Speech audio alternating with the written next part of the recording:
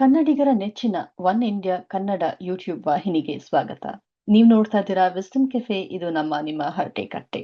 ನಾನು ನಿಮ್ಮ ಹೋಸ್ಟ್, ದೋಸ್ತ್ ಮತ್ತೆ ಕೋಚ್ ಸ್ಮಿತಾ ಅಯ್ಯಂಗಾರ್. ನಾನು ನಿಮ್ಮ ಹತ್ರ ಫಿನ್ಲೆಂಡ್ ಇಂದ ಮಾತಾಡ್ತೀನಿ. ವಿಸ್ಡಮ್ ಕೆಫೆ ಅಂತ ಅಂದ್ರೆ ಜ್ಯೋತಿಷ್ಯದ ಜ್ಞಾನ ಅನ್ನೋ ಕಾಫಿ ಜೊತೆನಲ್ಲಿ ಅದರ ಬೆನ್ನೆಲುಬಾಗಿರುವಂತಹ ವಿಜ್ಞಾನದ ಪಕೋಡ ಕೂಡ ಸಿಗುತ್ತೆ ಅಂತ ನಾನು ಪ್ರತಿ ವಾರ ಹೇಳ್ತಿರ್ತೀನಿ.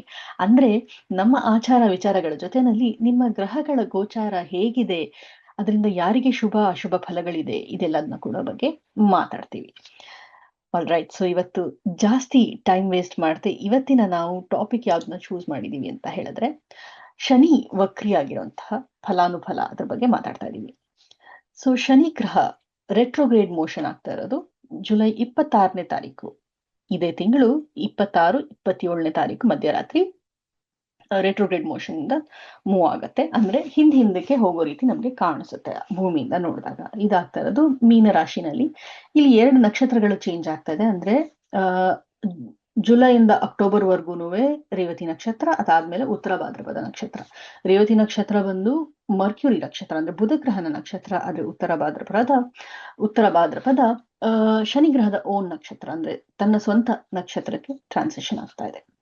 ಸೊ ಇಲ್ಲಿ ಯಾರಿಗೆ ಶುಭ ಯಾರಿಗೆ ಅಶುಭ, ಅಶುಭ ಅಂತ ನಾನು ಯಾವತ್ತೂ ಹೇಳೋದಿಲ್ಲ. ಯಾಕೆಂದ್ರೆ ಅಶುಭ ಫಲ ಅಂತ ಅದನ್ನ ಕನ್ಸಿಡರ್ ಮಾಡಬಾರ್ದು. ಏನೇ ಆದ್ರೂ ಅದು ನಮ್ಮ ಒಂದು ಜೀವನಕ್ಕೆ ಒಂದು ಲೆಸನ್ ಆಗಿ ಉಳ್ಕೊಳ್ಳುತ್ತೆ ಹೊರತು ಅದರಿಂದ ಅಶುಭ ಫಲ ಅಥವಾ ಏನೋ ಕೆಟ್ಟದಾಗೋಯ್ತು ಅನ್ನೋದನ್ನ ಖಂಡಿತ ನಾವು ಭಾವಿಸಬಾರ್ದು. ಸರಿ, ಮುಂದೆ ನೋಡೋಣ ಯಾರಿಗೆ ಯಾವ ರೀತಿಯ ಫಲಗಳಿದೆ ಅಂತ. ಮೊದಲಿಗೆ ಮೇಷರಾಶಿ. ಸೊ ಮೇಷರಾಶಿಯವರಿಗೆ ಸಾಡೆ ಸಾತಿಯಿಂದ ಸ್ವಲ್ಪ ರಿಲೀಫ್ ಸಿಗುತ್ತೆ. ಸೊ ಅಫ್ಕೋರ್ಸ್ ಈ ಒಂದು ಸಾಡೆ ಸಾತಿ ರಿಲೀಫ್ ಆಲ್ರೆಡಿ ಮೇಷ, ಮೀನ ಮತ್ತೆ ಕುಂಭರಾಶಿಯವ್ರಿಗೆ ಸ್ವಲ್ಪ ರಿಲೀಫ್ ಸಿಗುತ್ತೆ ಇದರಿಂದ. ಹೇಗೆ ಇವಾಗ ಇವ್ರು ಏನ್ ಮಾಡ್ಬೇಕು, ಎಮೋಷನಲ್ ಮೆಚ್ಯೂರಿಟಿ ಮತ್ತೆ ಡಿಟ್ಯಾಚ್ಮೆಂಟ್ ಸ್ವಲ್ಪ ಜಾಸ್ತಿ ಇರುತ್ತೆ. ಸೊ ಅದ್ರ ಬಗ್ಗೆ ಸ್ವಲ್ಪ ಫೋಕಸ್ ಇಟ್ಕೋಬೇಕಾಗತ್ತೆ. ಅಂಡ್ ಪ್ಲಾನ್ ಮಾಡಿಲ್ದೇ ಇರುವಂತ ಎಕ್ಸ್ಪೆನ್ಸಸ್ ಬರ್ಬೋದು, ಆದ್ರಿಂದ ಸೇವಿಂಗ್ಸ್ ಬಗ್ಗೆ ಸ್ವಲ್ಪ ಗಮನ ಕೊಡಿ. ನೆಕ್ಸ್ಟ್ ಬಂದು ವೃಷಭ ರಾಶಿಯವ್ರಿಗೆ ಹೇಗಿರುತ್ತೆ. ವೃಷಭ ರಾಶಿಯವ್ರಿಗೆ ನಾವು ಯೋಚನೆ ಮಾಡೋದು ಅಂತಂದ್ರೆ 11ನೇ ಮನೆಯಲ್ಲಿ ಗೋಚಾರ ಆಗ್ತಾ ಇರೋದ್ರಿಂದ, ರೆಟ್ರೋಗ್ರೇಡ್ ಆದ್ರಿಂದ ಫ್ರೆಂಡ್ಶಿಪ್ ಮತ್ತೆ ಪ್ರೊಫೆಷನಲ್ ನೆಟ್ವರ್ಕ್ ಏನಿದೆ, ಈ ನಿಮ್ಮ ಪ್ರೊಫೆಷನಲ್ ನೆಟ್ವರ್ಕ್ ಆಗಲಿ ಅಥವಾ ಸೋಷಿಯಲ್ ಸರ್ಕಲ್, ಸೊ ಇದ್ರ ಮೇಲೆ ಒಂದು ಇಂಪ್ಯಾಕ್ಟ್ ಬರುತ್ತೆ. ಸೊ ಗೇನ್ಸ್ ಏನಾದ್ರು ಇತ್ತು ಅಂತ ಹೇಳಿದ್ರೆ ಅದು ಸ್ವಲ್ಪ ಡಿಲೇ ಆಗ್ಬೋದು. 11ನೇ ಮನೆ ಆಗಿರೋದ್ರಿಂದ ಶನಿ ರೆಟ್ರೋಗ್ರೇಡ್ ಅಂತ ಹೇಳಿದ್ರೆ ಹಿಂಚಲನೆ ಆಗ್ತಾ ಇರೋದು. ಶನಿ ಆಲ್ರೆಡಿ ಶನೈ ಚಲನೆವಲ್ಲ ಅಂತಾರೆ. ಅಂದ್ರೆ ಶನೈಶ್ಚರ ನಿಧಾನಕ್ಕೆ ನಡೆಯುವಂತ ಪ್ಲಾನೆಟ್. ಸೊ ಅದರಿಂದ ನಿಧಾನ ಆಗತ್ತೆ ಪ್ರತಿಯೊಂದು. ನಿಮ್ಗೆ ಏನ್ ಹೇಳ್ತಾರೆ, ರಿಸಲ್ಟ್ಸ್ ಯಾವ್ದಿದೆ, ಏನಾಗ್ಬೇಕು ಏನಾಗ್ಬಾರ್ದು, ಅದೆಲ್ಲ ಸ್ವಲ್ಪ ನಿಧಾನ ಆಗತ್ತೆ ಆಲ್ರೆಡಿ. ಸೊ ರೆಟ್ರೋಗ್ರೇಡ್ ಮೋಷನ್ ಆಗಿದ್ರೆ ಅದು ಹಿಂದಕ್ಕೆ ಹೋಗ್ತಾ ಇರೋದ್ರಿಂದ ಇನ್ನು ಸ್ವಲ್ಪ ಜಾಸ್ತಿ ಡಿಲೇ ಆಗತ್ತೆ. ಮಿಥುನ ರಾಶಿಯವರಿಗೆ ಕರಿಯರ್ ಮತ್ತೆ ರೆಪ್ಯುಟೇಷನ್, ಇದು ಸ್ಯಾಟರ್ನ್ ಅಂದ್ರೆ ಶನಿ ಗ್ರಹದ ಒಂದು ನೋಡ್ಕೊಳ್ಳೋ ಇದ್ರಲ್ಲಿ ಬರುತ್ತೆ, ಅಥವಾ ಶನಿ ಗ್ರಹದ ಮೈಕ್ರೋಸ್ಕೋಪ್ ಕೆಳಗಡೆ ಬರುತ್ತೆ ಅಂತ ಹೇಳ್ಬೋದು.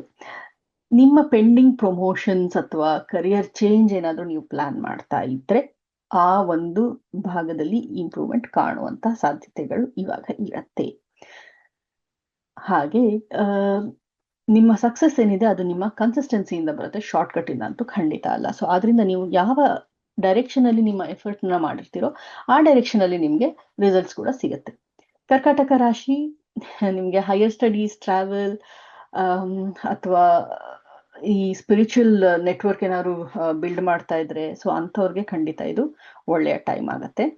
ಆದ್ರೆ ನಿಮ್ಮ ಇನ್ಸ್ಟೆಂಟ್ ರಿಸಲ್ಟ್ಸ್ ನ ಎಕ್ಸ್ಪೆಕ್ಟ್ ಮಾಡಬೇಡಿ, ಸ್ವಲ್ಪ ಪ್ರೋಗ್ರೆಸ್ ಸ್ಲೋ ಇರುತ್ತೆ.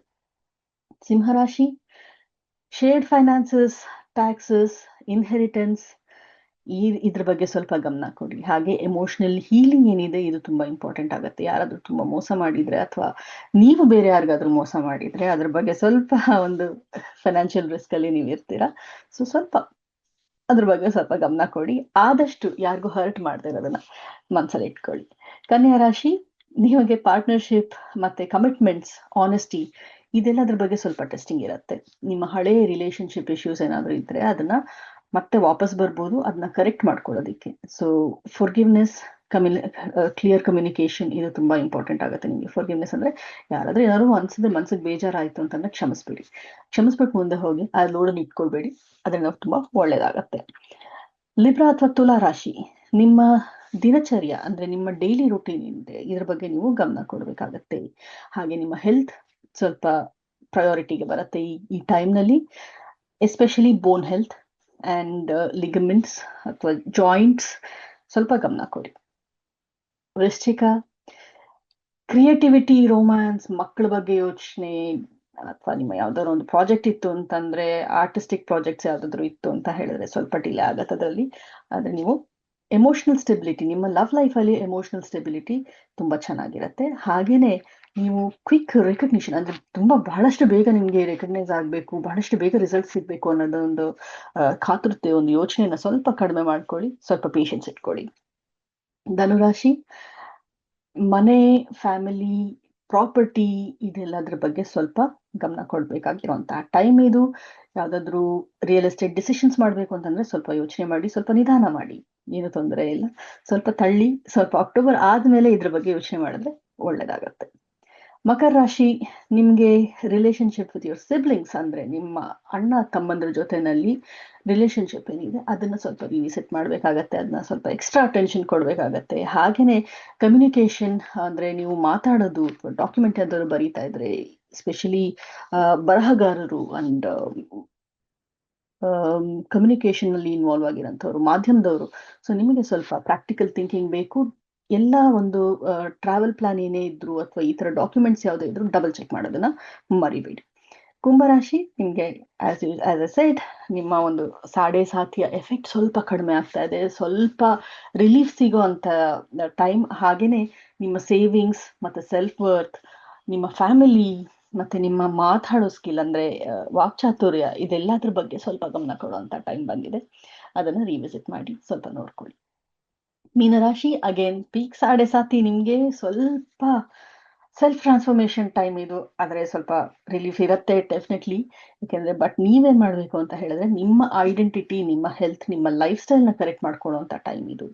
ಎಸ್ಪೆಷಲಿ ರೇವತಿ ನಕ್ಷತ್ರಕ್ಕೆ ಯಾವಾಗ ಶನಿ ಗ್ರಹದ ಎಂಟ್ರಿ ಆಗುತ್ತೋ ಅವಾಗೆಲ್ಲ ನಾವು ಅಬ್ಸರ್ವ್ ಮಾಡಿರೋದೇನು ಅಂತ ಹೇಳಿದ್ರೆ, ಯಾವುದೋ ಒಂದು ಹಳೇದೊಂದು ಚಟ ಇರ್ಬೋದು, ಅಥವಾ ಯಾವುದೋ ಒಂದು ಹಳೆ ರಿಲೇಶನ್ಶಿಪ್ ಇರ್ಬೋದು, ಅಥವಾ ಕೆಲಸ ಇರ್ಬೋದು, ಯಾವ್ದು ನಿಮಗೆ ಬೇಡವಾಗಿರತ್ತೋ ಆ ಕಾರ್ಮಿಕ್ ಸೈಕಲ್ ಎಂಡ್ ಆಗಿ ಅದು ನಿಮ್ಮಿಂದ ಕಟ್ ಆಫ್ ಆಗುತ್ತೆ. ಬಹಳಷ್ಟು ಜನಕ್ಕೆ ಕೆಲಸ ಹೋಗಿರ್ಬೋದು, ಬಹಳಷ್ಟು ಜನದ್ದು ರಿಲೇಶನ್ಶಿಪ್ಸ್ ಕಟ್ ಆಗಿರ್ಬೋದು ಈ ಟೈಮಲ್ಲಿ.